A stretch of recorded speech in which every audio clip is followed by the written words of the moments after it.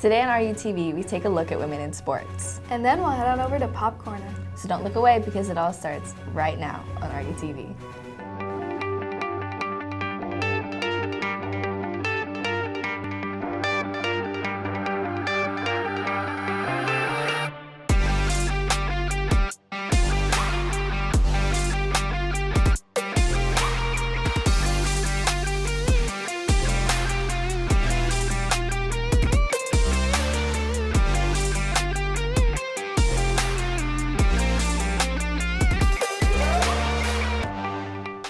Good morning, Seahawks. Today is Friday, May 10th. I'm Addison Miller. And I'm Eleni Walco. Are you taking any AP exams, Addison? Yep, I've already taken Chem and I'll be taking Physics 2 next week. Wish me luck. Good luck, Addison. While you and many of us are taking tests, we put a spotlight on the women who have stood the test of athletic rigor. Let's take a look. With this past WNCAA tournament featuring the likes of Caitlin Clark and many others, women's athletics has become more prominent, leading to record-breaking attendance and viewership. We talked to the female athletes and coaches of Redondo to see what this means for the future of women's sports.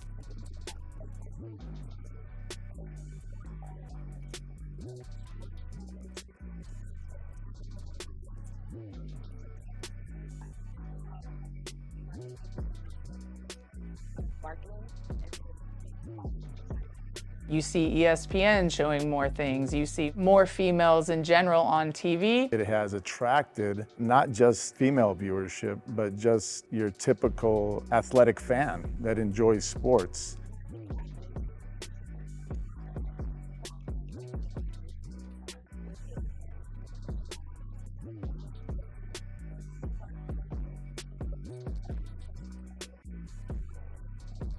Caitlin Clark, along with other athletes, have shown that they have an amazing ability to play this game. Now they have a female superstar and fellow females that they can look up to and try and emulate instead of looking more towards only male athletes.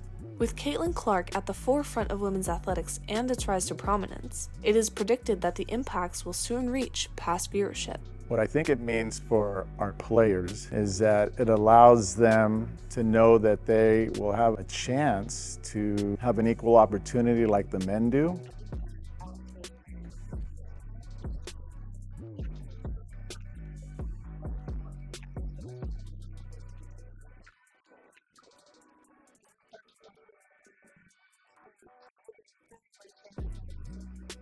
As for former Division I collegiate women's basketball player and coach Lynn Flanagan, women's athletics haven't always been prominent in the media. When I was a player, there literally was no viewership. Women's basketball was rarely on TV, probably only the national championship game, and now it's just amazing. I still think there's obviously a financial inequality as the viewership and the fan base builds. I would like to see them gain from that also.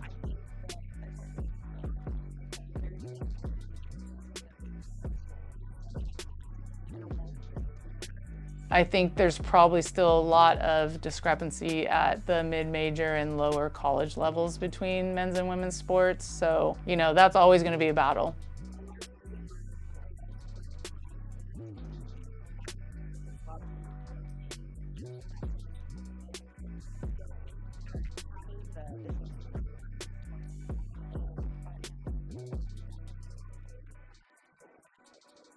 With change in progress, our female athletes and coaches look to the future ahead. It's just a great time to be involved with women's basketball, but not only women's basketball, but women's sports. I think women's sports still has kind of that feel-good feel about community and team. But I have a feeling that change is on the way. Reporting, Clara Glavin. It's so great to see the amazing female athletes on our campus. And now let's check in with Mac and Isla with some other great sports updates.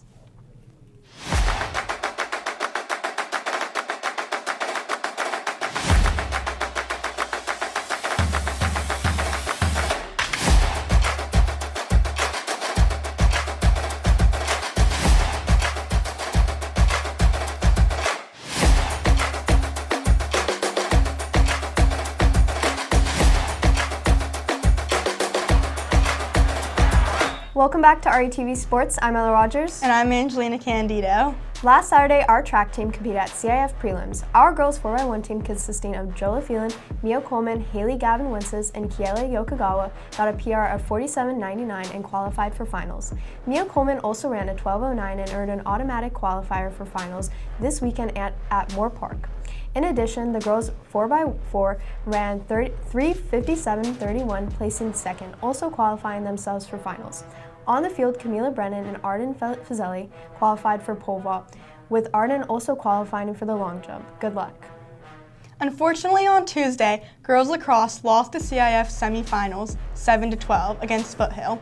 Congrats on the great season, and we can't wait to see you guys bring back more wins next season. Last Sunday, boys volleyball went into CIF Division II semifinals against Beckman. In the first set, they beat them 25-21, but in the second set, they fell short, losing 26-28. But it wasn't over yet, because in the third set, they came back and beat them 25-19 and secured the win in the fourth, also beating them 25-19 again. Finals are tomorrow at 3 p.m. at Cerritos College against Santa Margarita. The theme is Red Out. Good luck and take home the win. Our swim team went into CIF Division I finals. Farrah Bowles won the 18th in the 100 free, and our girls' 200-yard medley relay team got a state consideration time at finals and placed 18th overall. Congrats on the great season. Softball faced Sierra Canyon Tuesday. Abby Lewis did a great job going 3 for 4 and scoring 3 of Redondo's 4 runs. Senior Riley Williams and Daisy Baker also had some clutch hits that contributed to Redondo's win, as well as junior Bailey Murray throwing 6 strikeouts. Good job, girls, and continue the hard work. Also, we'd like to congratulate girls beach volleyball for making it to CIF Division I's finals and placing second place. Well, that's all for this week. Have a great weekend and Keep on soaring, Seahawks!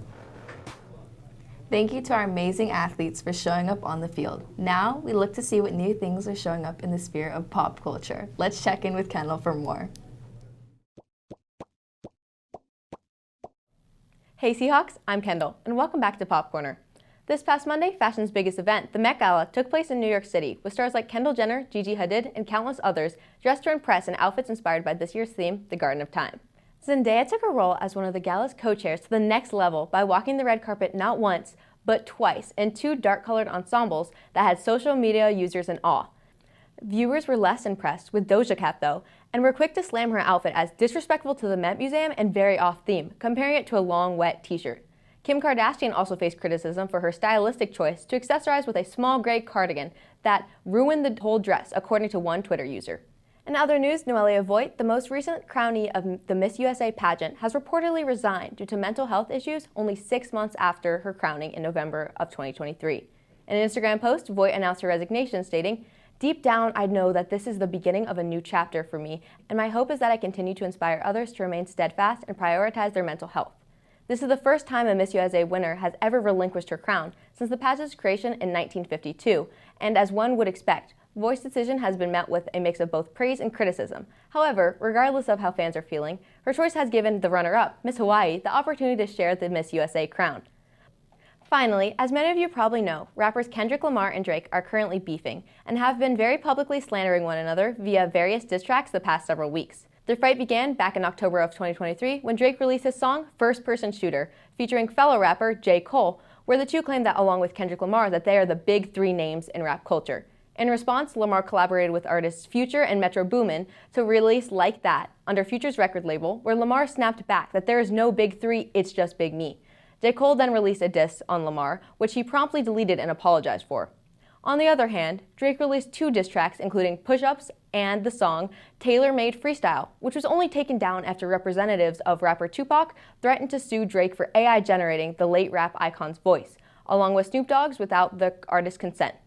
Lamar then released Euphoria, accusing Drake of being a bad father and telling him, "I hate the way that you walk, the way that you talk, I hate the way that you dress," and so on, to which Drake responded with his diss, Family Matters, where he accuses Lamar of being a domestic abuser and trying to cover it up. Continuing with the allegations, Lamar then released Meet the Grams, Graham being Drake's last name, not even 30 minutes later, in which he addressed each member of Drake's family and escalated the situation even further by releasing Not Like Us, where he stated that Drake needs to go to jail for his allegedly questionable preference in women. Drake then denied all of Lamar's claims and made similar criminal accusations in The Heart Part 6, a song which parallels Lamar's track, The Heart Part 5, that was released back in 2022. Finally, Metro Boomin decided to break his silence on the situation by releasing BBL Drizzy on SoundCloud, essentially mocking Drake and further proving that most listeners are on Lamar's side. Well, Seahawks, what do you think? Are you Team Kendrick or Team Drake? Pop on over at Redondo Union TV on Instagram to let us know. This has been Pop Corner. I'm Kendall Keenan, and we'll see you next time. Thanks, Kendall. Seniors, if you and your friends want the opportunity to be featured in one of our last RUTV broadcasts of the 2023-2024 school year, scan this QR code and share some of your favorite memories from this year, like senior sunrise, school rallies, and dances, as well as the senior excursion to Disneyland's California Adventure. Speaking of special events, our PTSA is hosting the first annual RUHS Diversity Celebration today in the Quad from 6 to 8 p.m. So be sure to come by and bring your friends and family. Also, get ready to have a laugh with Comedy Sports at our final match of the year. It's our seniors' last game ever, so come on down to the auditorium at 7 p.m. today, Friday, May 10th, to see them off and laugh one last time this school year. Tickets are $5 with ASB and $7 without, cash only. See you there. Also, make sure to get your prom tickets in the ASB Finance office. They're selling them online or in person for $130 with ASB and $130 without. The theme is Garden of Lights, and it will be held at the Santa Anita Park Saturday, May 18th. We hope to see you there. To former Hermosa Valley students, join the superintendent and principal of Hermosa Schools on May 22nd at lunch in the bingo room to share your thoughts and experiences about your time at Hermosa Valley and at Redondo Union so that they can better support future Hermosa RUHS students. Free pizza will be served. Congrats for everyone who have pushed through the AP exams of this week, but there's still more AP exams to come.